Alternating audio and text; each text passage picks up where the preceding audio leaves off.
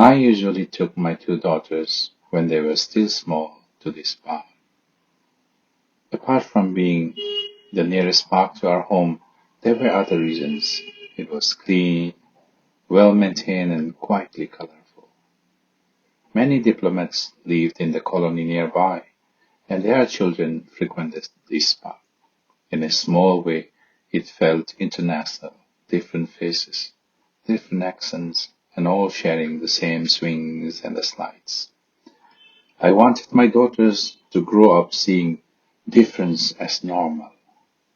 Recently, they had been upset in school. Papa, they call us Chinese, one of them said. I tried to explain gently. People can look different, but we are all human beings. No one is superior. No one is inferior. To reinforce those words, not with lectures, but with life, I brought them here often. It was autumn, a quiet Sunday afternoon. The children played on the slides, ran through tunnels, climbed, slid again. As children do, they soon got bored and ran off to the swings and the seesaw. I waited for the familiar line. Papa, let's go home. Instead, I looked up. The canopy above was still green but tired. Just then a gust of wind moved through the branches and a few leaves let go. I focused on one leaf. It twisted, hesitated, changed its mind mid-air, and drifted sideways, then down. Without much effort, almost instinctively, I caught it before it touched the ground. I smiled. It felt silly at my age, and yet deeply satisfying. I waited for another. Another leaf fell, then another. I caught a few. Many escaped me and landed softly on the ground. Soon my daughters noticed what I was doing. They ran towards me laughing and held out their hands like little baskets. I dropped the leaves into their palm. They tried catching some themselves. Sometimes they succeeded, often they didn't. The other children joined.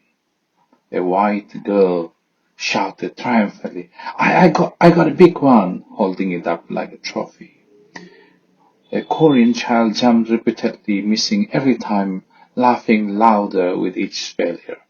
Soon everyone in the park, children, parents, strangers, were looking up towards the sky, waiting for the wind. Each gust of wind brought a shower of leaves and a burst of joy. Then the wind stopped. 2 minutes passed.